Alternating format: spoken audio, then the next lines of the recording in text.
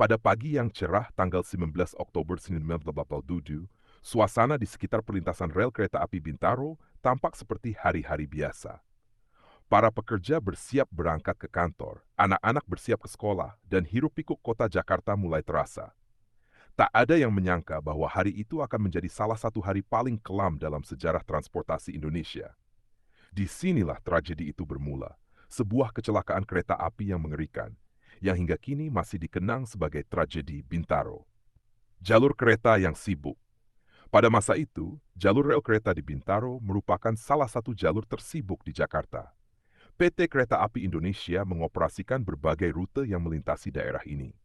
Di antara ratusan perjalanan yang terjadi setiap harinya, dua kereta dengan takdir tragis sedang dalam perjalanan menuju pertemuan yang mengerikan. KA 225 dari Rangkas Bitung menuju Jakarta Kota, KA 220 dari Tanah Abang menuju Merak. Kedua kereta ini seharusnya berjalan dengan jadwal yang teratur. Namun pada hari itu, kesalahan komunikasi, kelelahan petugas, dan berbagai faktor lainnya menyebabkan skenario yang mengerikan terjadi. Kesalahan fatal di stasiun Sudimara. Saat Kuar 25 melaju dari Rangkas Bitung, ia dijadwalkan untuk berhenti di stasiun Sudimara agar bisa memberikan jalur bagi KA 220 yang datang dari arah berlawanan. Namun disinilah kesalahan besar terjadi. Masinis KA 225 yang mendapat instruksi untuk berhenti justru mendapatkan sinyal yang membingungkan. Dugaan awal menyebutkan bahwa ada miskomunikasi antara petugas sinyal dan masinis. Alih-alih berhenti, KA 225 terus melaju. Sementara itu, KA 220 dari Tanah Abang juga melaju dengan kecepatan tinggi.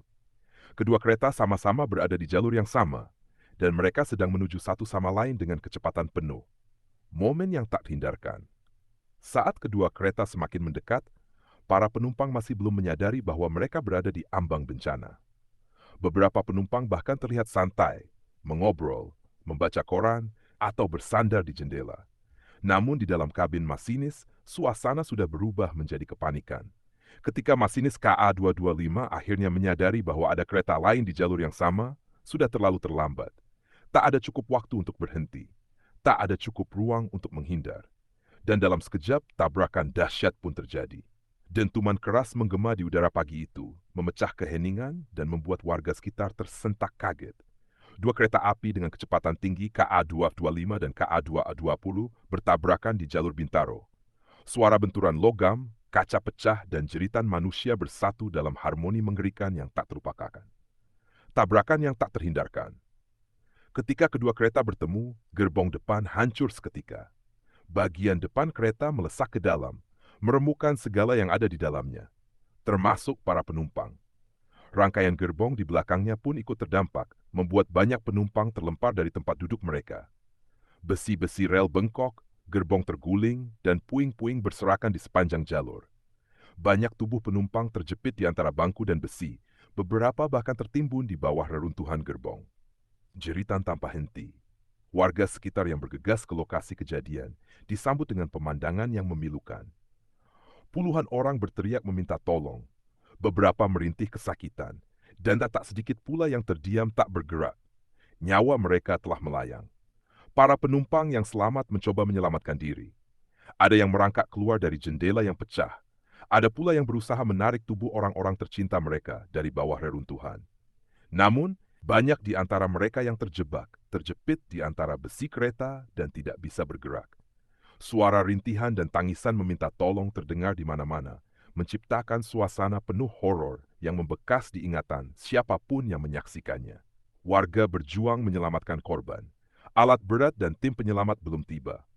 Warga setempat dengan peralatan seadanya berusaha membantu korban. Mereka menarik tubuh-tubuh yang masih bernyawa, memecahkan kaca jendela untuk membantu penumpang keluar, dan membopong mereka yang terluka ke tempat aman. Namun, beberapa korban sangat sulit dijangkau.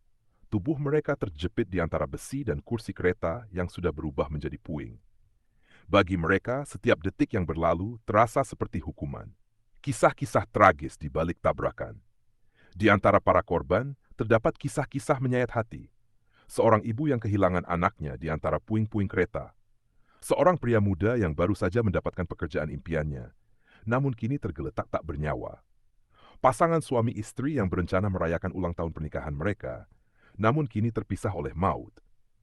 Kekacauan di tengah reruntuhan. Setelah dentuman maut itu, suara sirene mulai terdengar.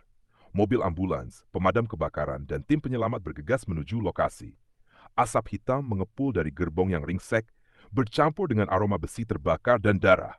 Para relawan, baik warga setempat maupun petugas, berlomba melawan waktu untuk menyelamatkan nyawa yang masih tersisa.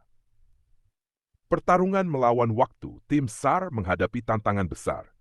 Gerbong yang bertumpuk dan terjepit sulit dibuka tanpa alat berat. Suara rintihan dan riak-riakan minta tolong terus terdengar dari dalam kereta, membuat suasana semakin mencekam. Beberapa petugas menggunakan alat pemotong hidrolik untuk membuka badan gerbong. Namun, setiap gerakan harus dilakukan hati-hati, karena salah sedikit saja bisa membahayakan korban yang terjepit. Di sela-sela usaha penyelamatan, terdengar teriakan, "Tolong, anak saya masih di dalam," dari seorang pria yang wajahnya penuh darah. Ia memohon agar petugas menyelamatkan putrinya yang terperangkap di kursi gerbong. Korban yang selamat dan yang gugur. Beberapa korban berhasil diselamatkan dalam keadaan hidup, meski mengalami luka berat. Salah satu penumpang yang selamat, seorang wanita muda bernama Sinta, bercerita sambil terisak. Semua terjadi begitu cepat. Saya terlempar ke bawah bangku, dan ketika saya melihat orang-orang terjepit, beberapa sudah tidak bernapas. Saya tidak bisa lupa suara tangisan seorang anak kecil di dekat saya yang terus memanggil ibunya. Namun, tak sedikit pula yang ditemukan sudah tak bernyawa. Petugas menutupi tubuh-tubuh yang tak terselamatkan dengan kain seadanya. Barisan kantong jenazah mulai memenuhi tepi rel, menjadi saksi bisu betapa besar tragedi ini. Kengerian yang membekas.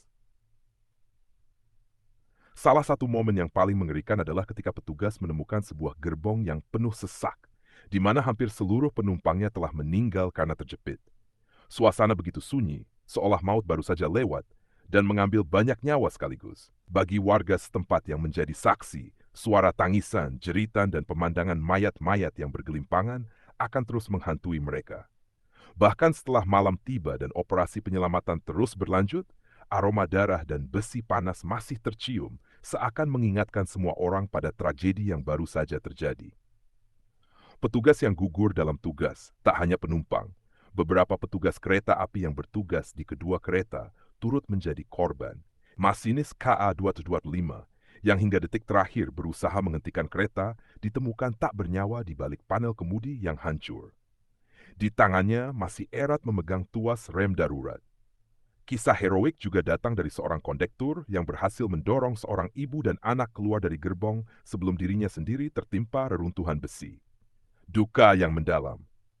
Di luar lokasi kejadian, ratusan keluarga memadati stasiun dan rumah sakit menunggu kabar tentang orang-orang tercinta mereka. Beberapa menangis histeris saat melihat daftar korban yang terus bertambah. Sementara itu, media mulai meliput kejadian ini secara luas. Tragedi Bintaro menjadi berita utama di surat kabar, televisi, dan radio. Indonesia berduka, dan masyarakat menuntut jawaban. Bagaimana semua ini bisa terjadi? Setelah operasi penyelamatan berakhir dan puing-puing mulai dibersihkan, perhatian beralih pada pertanyaan besar. Apa yang menyebabkan tragedi Bintaro? Pemerintah segera membentuk tim penyelidik. Para ahli perkereta-apian, petugas kepolisian, dan saksi mata dimintai keterangan. Hasil penyelidikan mengungkap serangkaian kelalaian yang menjadi pemicu. 1. Kesalahan sinyal dan komunikasi. Terdapat miskomunikasi antara petugas PPK atur perjalanan kereta api di stasiun Sudimara dengan masinis KA225. KA225 seharusnya berhenti menunggu KA220 melintas, tetapi sinyal yang diterima justru membingungkan. Akibatnya, KA225 terus melaju. 2. Sistem keselamatan yang buruk.